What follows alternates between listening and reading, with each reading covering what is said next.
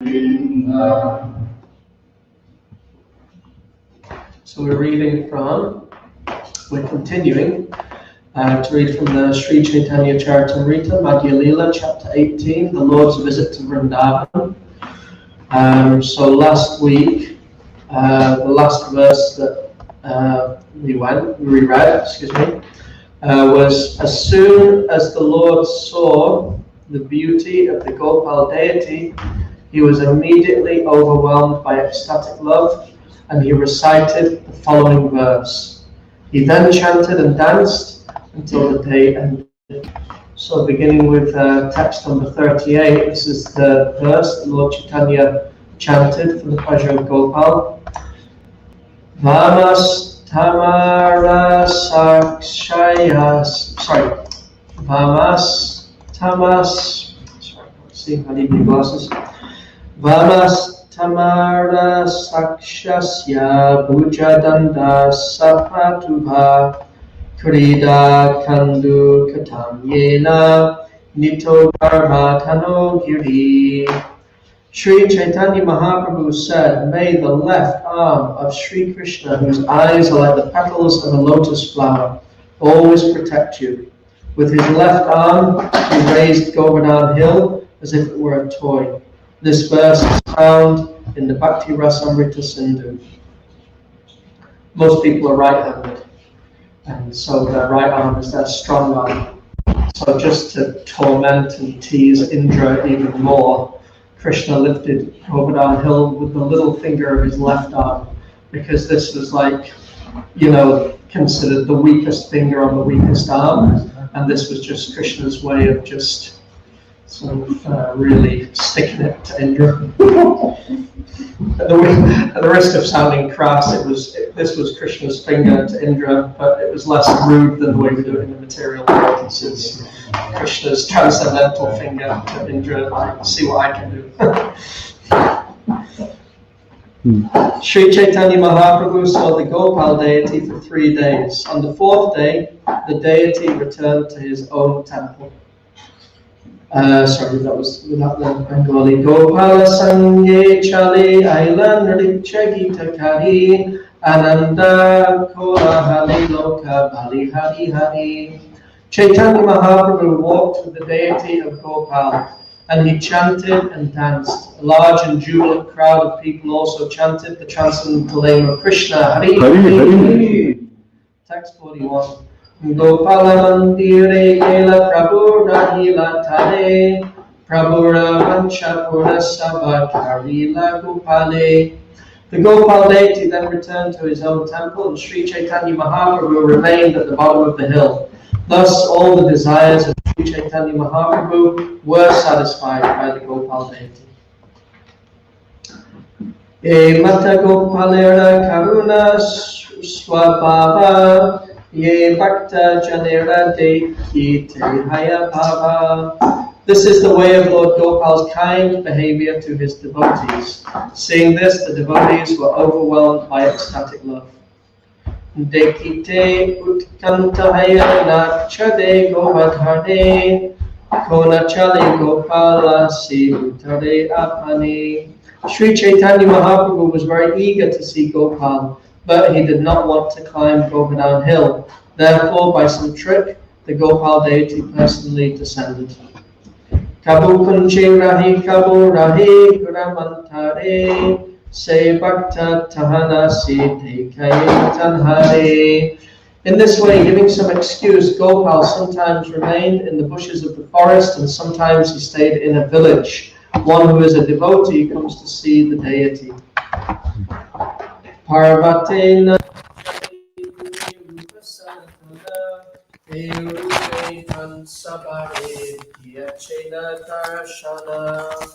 The 2 brothers, Rupa and Sanatan, did not climb the hill. To them also Lord Gopal granted an interview. Vrida Kali Rupa Gosani na pare yaite vancha hoila Gopalera Sundarya Dekite. In ripe old age, Srila Rupa Goswami could not go there, but he had a desire to see the beauty of Gopal. Mlacha baye aila gopala mathura nagare ekamasa rahila vitaleshwara gare. Due to fear of the Muslims, Gopal went to Mathura, where he remained in the house of Vitaleshwara for 1 full month. Purport by His Divine Grace, Srila A.C. Bhaktivedanta Swami Prabhupada Ki Jai. When the two brothers, Srila Rupa Goswami and Sanatan Goswami, went to Vrindavan, they decided to live there. Following Sri Chaitanya Mahaprabhu's example, they did not climb the hill because they considered it non-different from Krishna. Keep it a little quiet. Following Sri Chaitanya Mahaprabhu's example, they did not climb the hill because they considered it non-different from Krishna, the Supreme Personality of Godhead.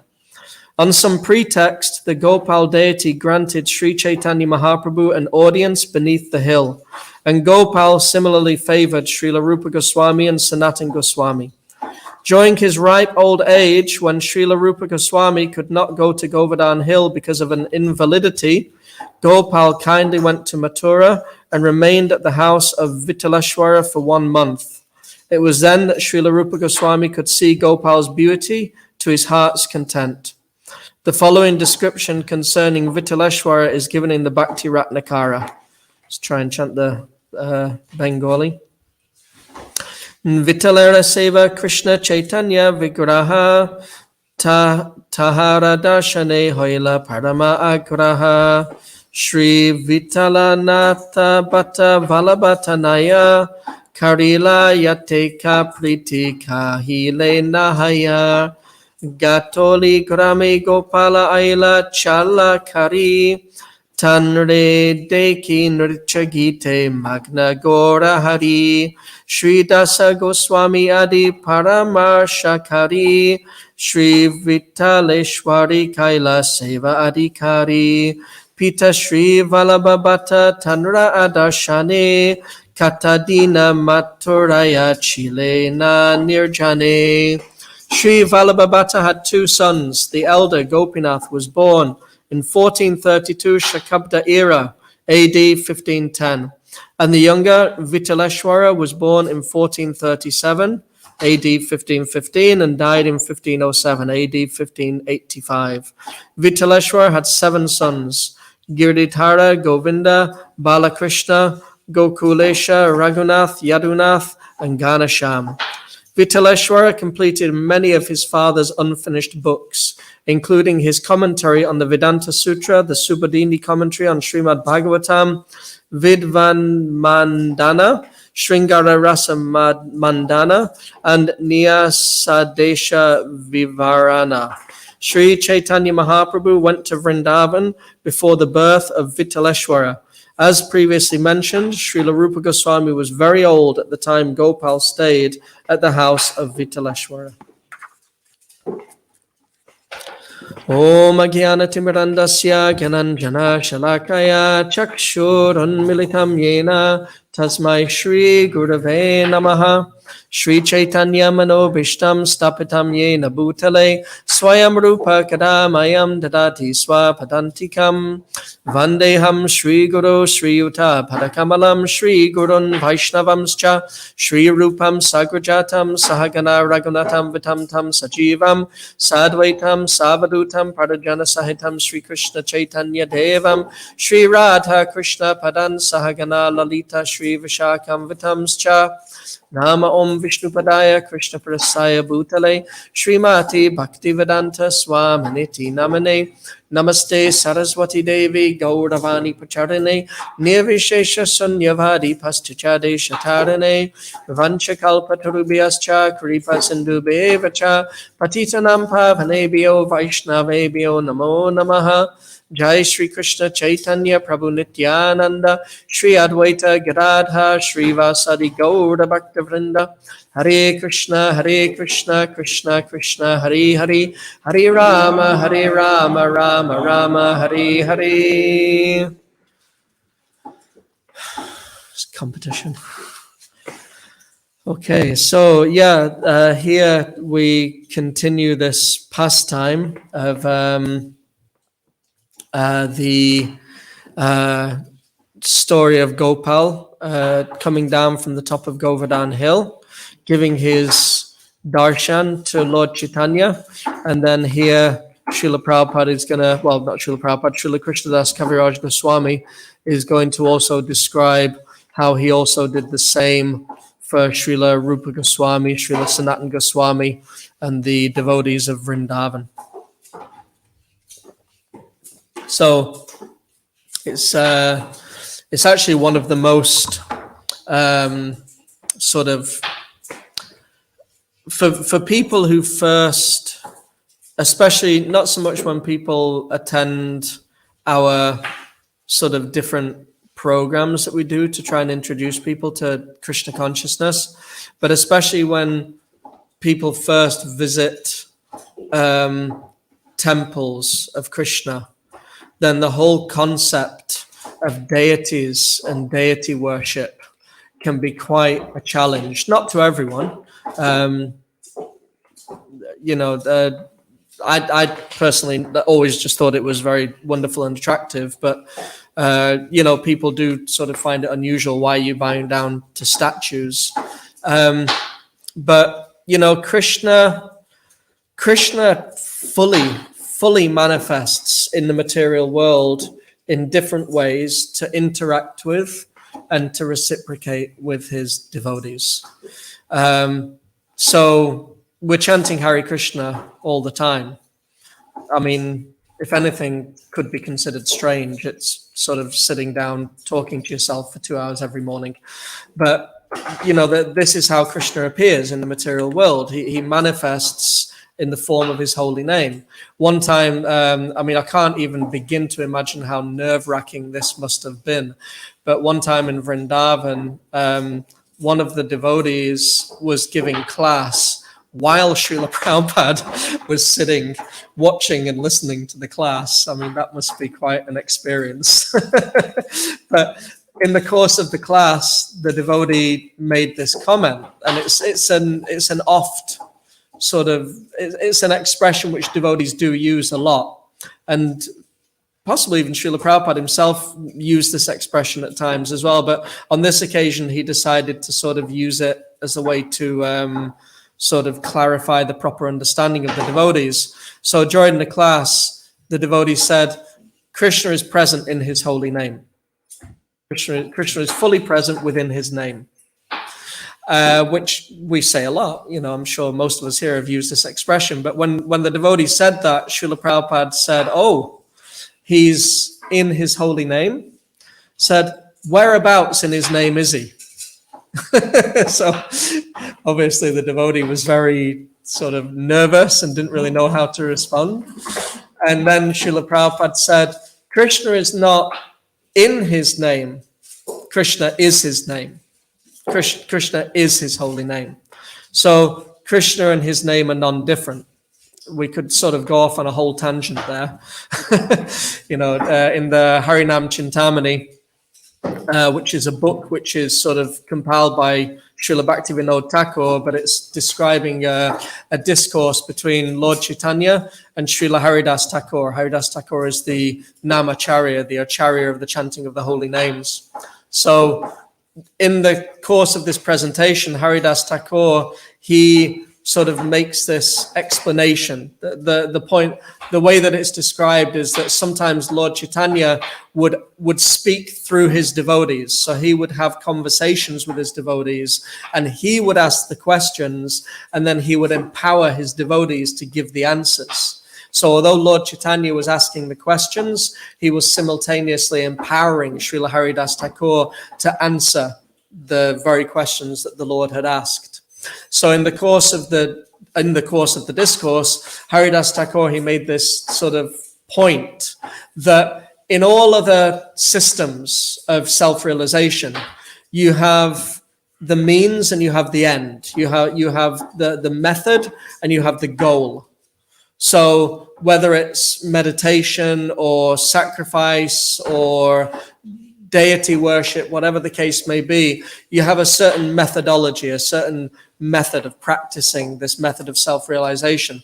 And if we can sort of see it through to the end, if we can complete the method correctly, then the goal of the method is achieved at the end. And the goal is always the same. All methods of self-realization are there to enable us to connect with Krishna. This is the meaning of yoga. Yoga means to connect. So all methods of yoga and self-realization are ultimately there to allow us to connect with Krishna and to become to enter into a relationship with Krishna, with God. So Haridas Thakur explained that in all other methods of self-realization, you have the means and you have the end. And if you successfully achieve the means, then you will reach the end. But he said the wonderful thing about the method which is given in Kali Yuga, which is the chanting of the holy name of the Lord, is that the means and the end are non-different. They're identical. Krishna is his holy name. The method is chanting Krishna's holy name. As soon as you begin the method, you're automatically connected with Krishna because you're automatically chanting Krishna's name, which is non-different from him. So in this way, the holy name, Krishna appears fully as his holy name in Kali Yuga.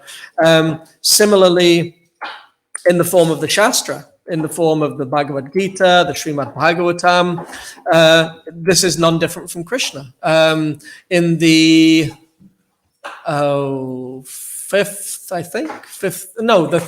in the third chapter of the first canto of the Srimad Bhagavatam, there's this point is made that this Srimad Bhagavatam is the literary incarnation of God. It's the literary incarnation of God. Sanatan Goswami, he writes all these in the Krishna Lila Stava, which is one of his books. He gives all these beautiful prayers to the Srimad Bhagavatam. And in one of them he says, Sava Shastrabdi Piyusha, Sava Vedaika Satpala, Sava Siddhanta Ratnadya, Sava Lokaika Drikprada, Sava Bhagavata Prana, Srimad Bhagavata Prabho, Kali Dvanto Ditaditya, Sri Krishna Parivartita. O Srimad Bhagavatam, O nectar churned from the ocean of all the Vedic scriptures, you are the most prominent transcendental fruit of the Vedas and are enriched with the jewels of all philosophical conclusions. You grant spiritual vision to all people of the world and are the very life breath of the Vaishnava devotees. O Lord, you are the sun which has arisen to dispel the darkness of Kali Yuga. Actually, you are Lord Krishna himself who has returned among us. So this point was made in the Bhagavatam. Now that Krishna has disappeared from the world, to whom will we take shelter? And then Sutta Goswami explained that the Srimad Bhagavatam has appeared in Kali Yuga and is non-different from Krishna. And therefore, after the disappearance of Lord Krishna from our vision in the material world, we can take full shelter of Krishna in the form of the Srimad Bhagavatam.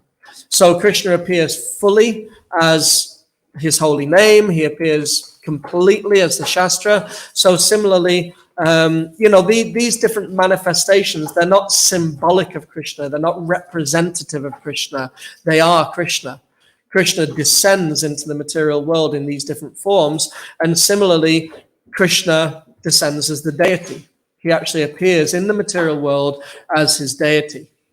And, Srila Prabhupada made this point that if we see the deity as being made of stone or wood or metal, then that is how the deity will reciprocate with us. I think he said our heart will remain stone or wood.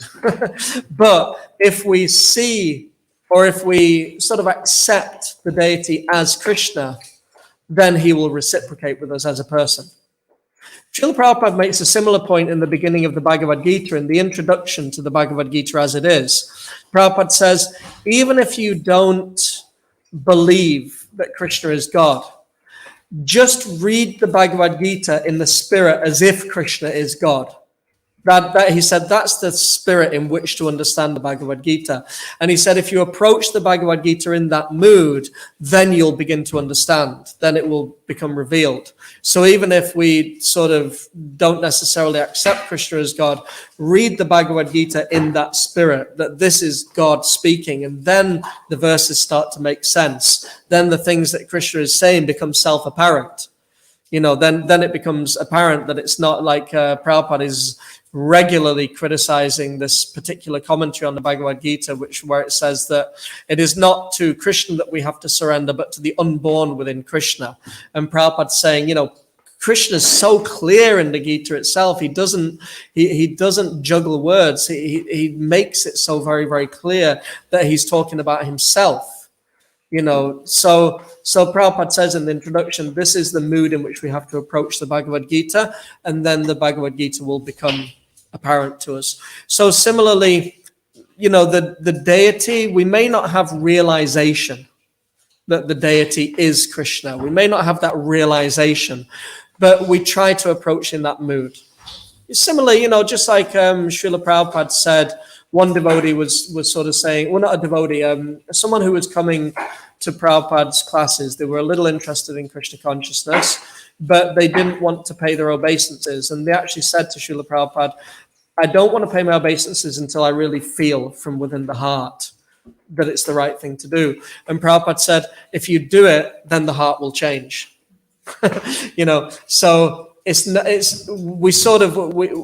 bhakti it's an affair of the heart. It's an internal process, but also it's a regulative process. We're given certain activities to do without necessarily fully understanding the implications of those practices.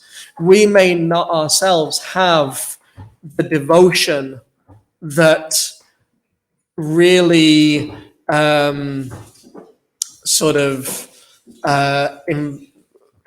warrants one to throw themselves on the floor with their head to the floor. We may not necessarily feel from within our heart that level of devotion, because it's an incredibly powerful gesture.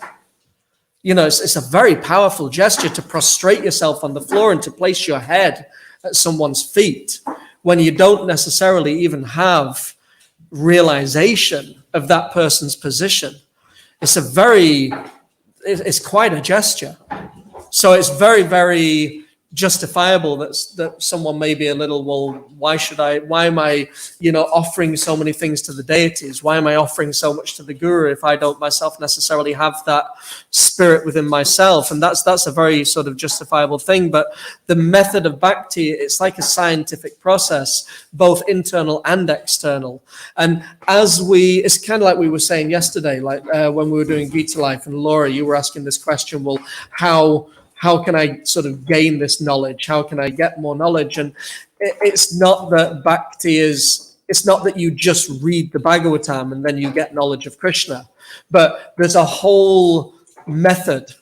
There's a whole scientific method. So we went through the ABCs last night, that you have A, B, C, D, and E of spiritual life or of bhakti yoga. A means association.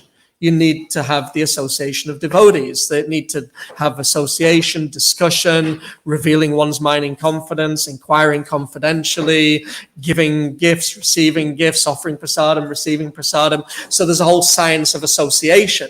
So we need to start putting that into practice within our lives, which is external. We may not necessarily understand the position of a Vaishnava, but we offer them prasadam, we take prasadam, we offer them gifts, we start to reveal our minds, and gradually we start to gain some insight that this is not an ordinary person. This person has some very deep realizations and is on a very deep spiritual level.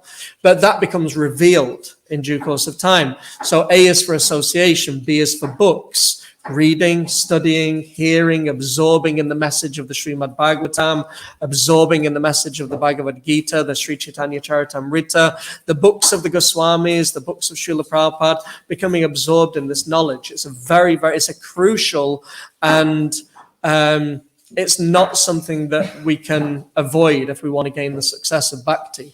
It's an absolute crucial aspect of practicing bhakti yoga. C is for chanting. We chant Hare Krishna, we chant Krishna's names. Harinam, Harinam, Harinam eva kevalam, Kalo nasteva, nasteva, nasteva gatiranyata. In this age of Kali, there is no other way, no other way, no other way for deliverance but the chanting of the holy names of the Lord. So we do the chanting. We don't quite know why, but we do it, because, okay, this is the process. This is a method of meditation on Krishna. We chant Krishna's names. D is for diet. We accept only Krishna prasadam. And like we were explaining last night, that can be a very simple thing. It doesn't, if in the beginning it's too much to sort of go to all the different elaborate rules and regulations, we can follow Srila Prabhupada's example in 26 Second Avenue. He cooked for Krishna, and then he took the entire pots and put them before Krishna and said, "Dear Krishna, please accept this offering." So we may not be at a point now where we're ready to have a whole set of plates just for Krishna and a cloth that's just for Krishna's plates. It's like, it may be a little beyond us right now. Similarly, we may not all know all the different mantras and all the different rituals, but just cook, put it in front of a picture of Krishna. "Dear Krishna, please accept this offering. Hare Krishna, Hare Krishna." And then that becomes prasadam, and then we can become more and more elaborate as time goes on. So that, in this way, our diet can become completely transcendentalized in such a simple way. And E is for engagement, actually doing something practical for Krishna. Whether it's, if we're working, then, make a donation, give a monthly donation to Krishna, visit the temple, chop the vegetables, clean the temple, help doing something in the gardening, whatever the case may be. There's so many things that we can do for Krishna. Put an altar in your home, and then keep your house clean, because it's not your house anymore, it's Krishna's house.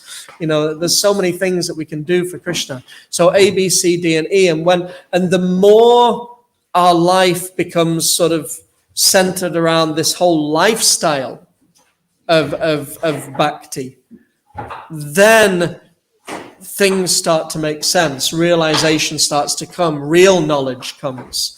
Real knowledge and detachment. Like we've been studying the 9th chapter of the Bhagavad Gita, and there Krishna explains how this transcendental knowledge gives actual realization of the self by perception. I forget exactly how it's worded, but we gain actual realization of the self, or perception of the self by realization.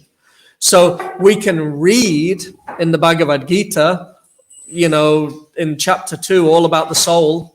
We can read how the soul is eternal and unchangeable and immutable, and is this and is that and is the next thing. We may have some book knowledge of the soul, but when we start to actually practice this method of bhakti, actually we start to put all these different aspects of bhakti yoga into practice, then little by little by little by little, we actually have an actual awakening within the heart that I'm not this body.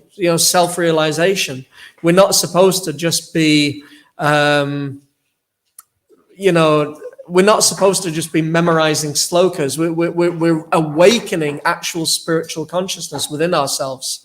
Reawakening, reconnecting with our heart. So, any system of yoga, actually, not just bhakti yoga, all methods of yoga, we're trying to, it's kind of been shelved, but hopefully quite soon we're going to sort of start getting the ball rolling on it again. We've been trying to develop a course, because we do a few courses from the temple, not our courses, credit where credit's due, courses that were developed by Sutapa Prabhu and devotees at Bhaktivedanta Mana. They put together these different courses, which we have sort of grabbed, and we're using up here at Karuna Bhavan also. And, there's Bhakti life and there's Gita life. And then we're also trying to develop yoga life. And the whole point is that Bhagavad Gita is not just a book that you read for 20 or 30 minutes a day, put down, and then do something else. Bhakti is not something that we do for 2 or 3 hours in the morning or 4 hours in the morning, and then we leave it until the next morning. Yoga is not just something that we do for half an hour a day, and then do something different. It's yoga life, it's bhakti life, it's Gita life. We live the Gita, we live bhakti, we live a life of yoga.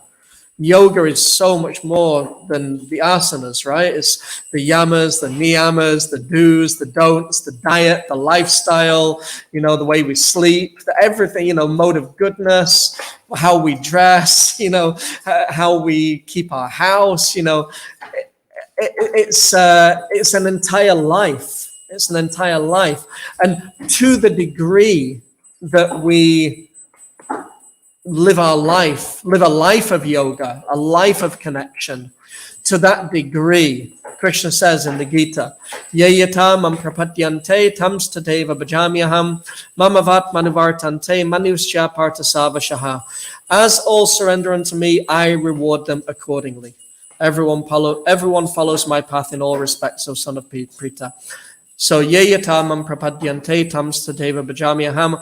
As we surrender to Krishna, to that degree he rewards us accordingly.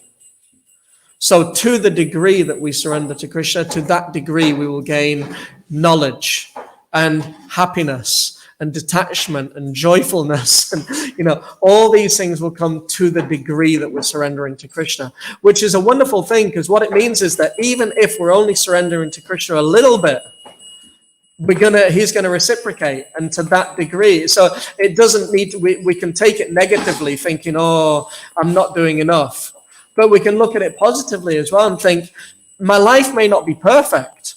I may not be this living, walking, talking, breathing example of bhakti yoga, but still Krishna's reciprocating in my life. Krishna is reciprocating. There is happiness there. There is joyfulness there. There is detachment there. There is realization there. Sometimes we're afraid to use this word realization, but realization is there. We're here. We're here, and we've been here month after month and year after year. You can't do that without realization. It may not be full, complete, absolute self-realization, but there is self-realization. There is some love for Krishna. There is attachment. Maybe not full, complete manifestation of prema, but there is attachment to Krishna. There is affection for Krishna's devotees. And then to the degree that we surrender more and more and more and more, then to that degree, Krishna will reciprocate more and more and more and more. So similarly with the deity, to the degree that we surrender to the deity, to that degree the deity actually reveals himself or herself to us. And we see so many nice stories. The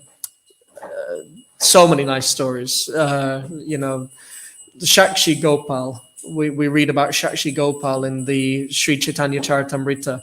Lord Chaitanya tells the story, or was it Lord Nityananda? Is it Nitya or Chaitanya that's telling the story? Chaitanya, he's telling the story when he was traveling with his devotees. They visited the temple of Shakshi Gopal. Because one of them is Nityananda and one's Chaitanya, right? There's Shirachura Gopinath and there's Shakshi Gopal. And one of them it's Nityananda that tells the story, and one of them it's Lord Chaitanya. I can't remember which is which, but they're non-different. They're the Supreme Lord. So, Shakshi Gopal, the story with two Brahmins, an elderly Brahmin and a young Brahmin. The young Brahmin was accompanying the elderly Brahmin as his assistant. And they were traveling to different places of pilgrimage. And they went to one. It was Vrindavan. They went to Vrindavan. And in Vrindavan, there was the deity of Gopal. And the elderly Brahmin was so happy with the service that the young Brahmin had been rendering him. Bear in mind, this is, old Vedic Indian culture, just to qualify it. So when they were standing before the deity of Gopal, the elderly Brahmin said, I'm so happy with you that I want to give you my daughter in charity. So, obviously that may raise eyebrows, but it's a different culture. So the young Brahmin, he said, but your family may not agree. And the elderly Brahmin says, I don't care. You've been such a wonderful assistant to me that I just want to give you this reciprocation. And the young Brahmin said, well, if you really mean it, then here we are standing before Gopal. Make this proclamation before Gopal. Make the declaration before the deity so that he can act as our witness. So again, the Brahmin said, I say now before Gopal that I make this promise to this Brahmana. And when they returned to the village, the elderly Brahmin, he called his family members in. He said, I've made this promise that I want to give our youngest daughter in charity to this young Brahmin. And the other family members weren't happy because the young Brahmin was coming from quite a poor family. And so they were very upset about it. And so the eldest son of the old Brahmin, he said, just don't say anything and let me speak. And then the son started, sort of trying to defame this younger Brahmin and turn everyone in the village against him. So the young Brahmin went back to Vrindavan. He walked back to Vrindavan and he went back to Gopal and he begged Gopal, you acted as my witness, so please come to the village and be my witness. Actually tell the members of the village what happened. And then Gopal spoke to him. He said, well, I can't come because I'm a deity. And who ever heard of a deity walking? And then the young Brahmin said, well, who ever heard of a deity talking? He said, if you can talk, you can walk. And so Gopal said, okay, I will walk behind you and you'll know that I'm there by the sound of my ankle bells. And every day you should make a little offering of rice and leave that for me and I will eat it and then I will come with you. He said, but don't turn round, just have faith that I'm there. So they were walking and walking and walking and walking and the Brahmin knew that Gopal was behind him by the sound of his ankle bells. And then one day, as they got close to the village, he couldn't hear the ankle bells anymore and he became very full of anxiety. So he turned around and Gopal was standing there on the top of a hill with his flute in his hand. And the Gopal said, so now you go and get everyone and you bring them to me. And then everyone came and they couldn't believe, this is great big deity. You don't carry a deity that far.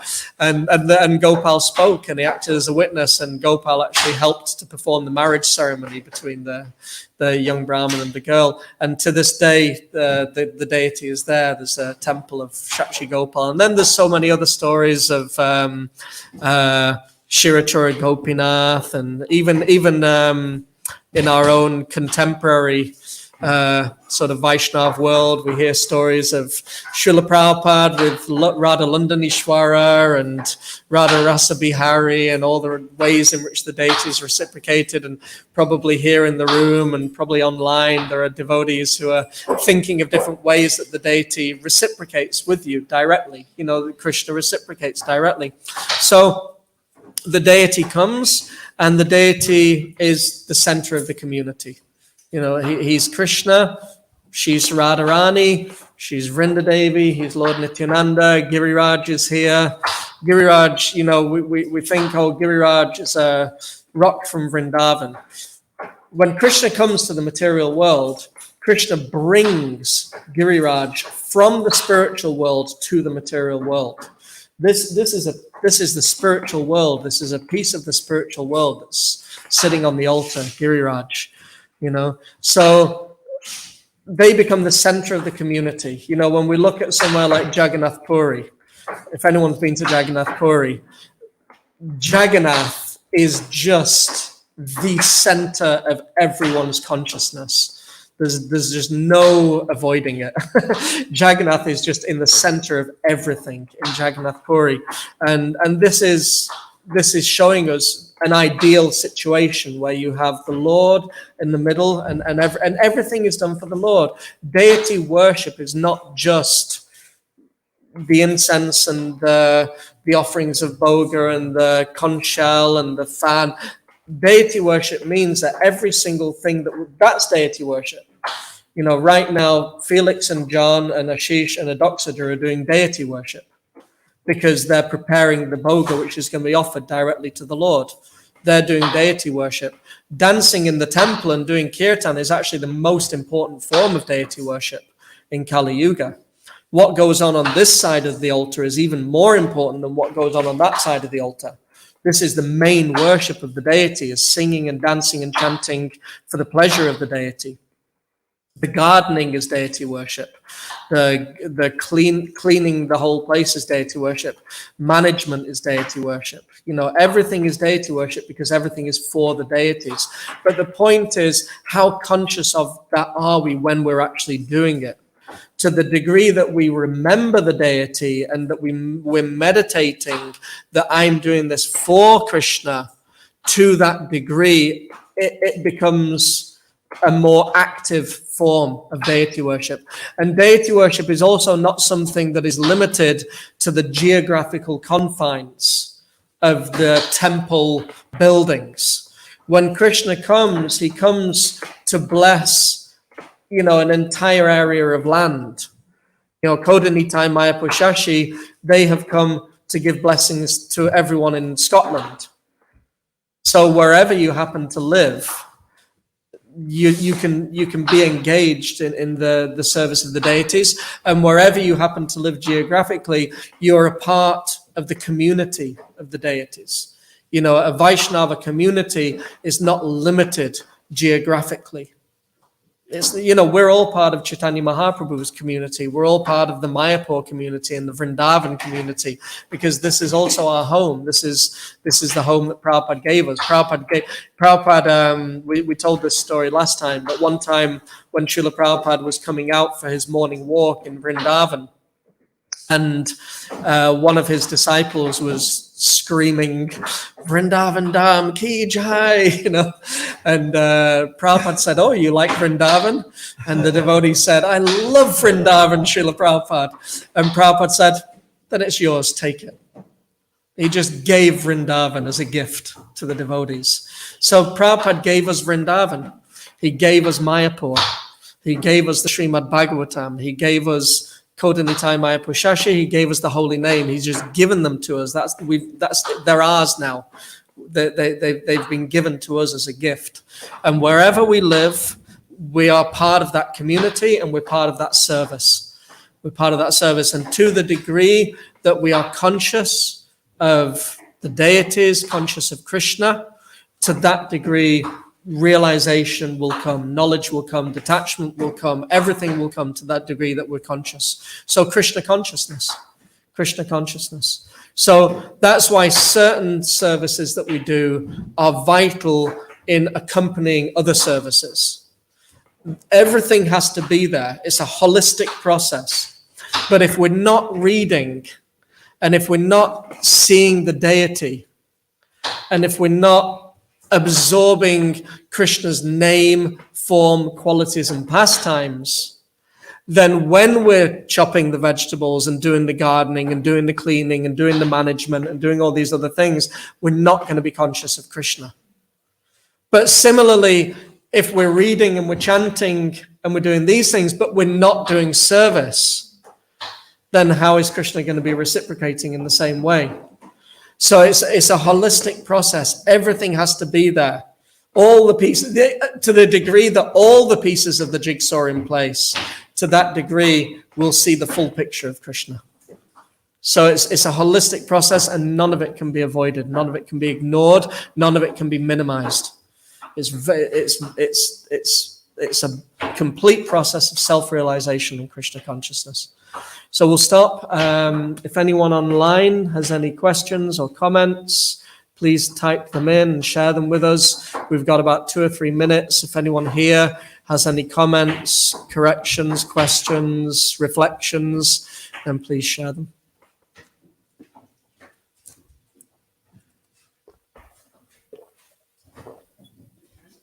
I couldn't tell if you had your hand up. One experience that I had, so going through the process and feeling, that it's happening, but like bowing down to the deity in the beginning, just because wanting to please my Shikshaguru and follow the example he was setting. But then this story basically just shows me the mercy of the deity. Lord Jagannath and Subhadra on the 50th anniversary of London Rath Yatra. So I went to university in London, the 50 years. Yeah, a few years ago. Just being there for that, and it was Bhima Ekadashi as well. So it was the first Rath Yatra I went to, and I just had this overwhelming feeling. You were saying about just bowing down, like I've been bowing down, but I didn't really understand it. My parents also just don't get it and are quite against it. Warning me about it.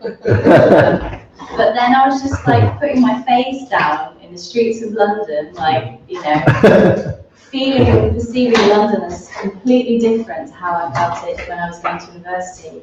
And it just felt, I was just like, in tears. I felt so much love for Jagannath. And little like bits of fear, like fear to chant in public with my mad bag, just disappeared, and I just had so much energy all day, even fasting, to be like dancing and singing. I was just like literally somewhere else. It was the most amazing experience of the mercy of the deity. Yeah, so much mercy comes from Rath Yatra. We used to have this when we used to do Sanctuary Leeds in Yorkshire, and there was one quite sort of colourful member of our community who used to go looking for the devotees out on Sankirtan, and when he would find us, he would throw himself prostrated on the ground while we were actually speaking to someone, and you're like, oh no. So there's kind of a time and a place for it, and also especially in like Rath Yatra is kind of an exception, but in general, when we're out and about in public, we're careful not to disturb the public by being too sort of over the top with our devotional exuberance, because that can, first of all, you want to at least introduce people to the concept of Krishna consciousness before putting them off, so our behavior is very, very important. But Rath Yatra is definitely an exception, and certainly whenever I go to Rath Yatra, it's head to the floor at Lord Jagannath's feet. So one of the things that I've found as well is like coming from this background, when my parents follow a different tradition and don't get helping with deity worship, and maybe you can shed some light on this. I've kind of felt like maybe not to have, like, if I invite them into my home in the past, for example, I'd be really particular about what I'd have on display, so maybe Jagannath wouldn't be there, but then Lord Chaitanya, Nityananda, because they might find that a little bit easier, because it's easier to relate to the form, and or maybe not Lord and Trinidad, because they'll question like, okay, it's a man's body and a lion's head, this sort of thing. But well, there's different ways that we can explain it. Sometimes we have to make, well, not sometimes, oftentimes we have to make compromises, and this is one of these things that can sort of be tricky to wrap our heads around when we're still just wrapping our heads around so many things in Krishna consciousness, because in one sense, like, we can do a class like this, and it's quite like, if you want to get the reciprocation of Krishna, this is what you have to do. And so it seems quite uncompromising. But then the other side of it, you have okay, Krishna is the deity. But like, for instance, when people come who don't necessarily have even any faith, then we can say, well, we have these pictures here, and we have these, this is called a deity, and it reminds us of Krishna. We see this, and this reminds us of Krishna. This is what Krishna looks like, so I keep an altar just to remember Krishna. So you don't need to get into the philosophy so much that, this is God. I mean, what to speak of? You see that's that black pebble. This is the Supreme Personality of Godhead with all of his potencies. Bow down. It's like, we took my dad once into Vrinda Devi's room, and he was looking at the shalograms. He said, is it like some kind of heater, like a heating system? He thought the shalograms was some kind of weird ornamental heating system. So I think we said these are rocks from a sacred place. It's like, you just very, very slowly introduce people, because even ourselves, how much do we really, really understand and appreciate that those black stones, that's Krishna? How much do we understand, appreciate, and realize that? So, but we have some faith, and so we follow the regulations, and little by little they reveal themselves to us. Even in this form, they reveal themselves to us very sweetly. Actually, Giriraj is incredibly sweet. He's very, very sweet. So yeah, it's just, we can make little compromises here and there to actually bring people closer. Bring people closer.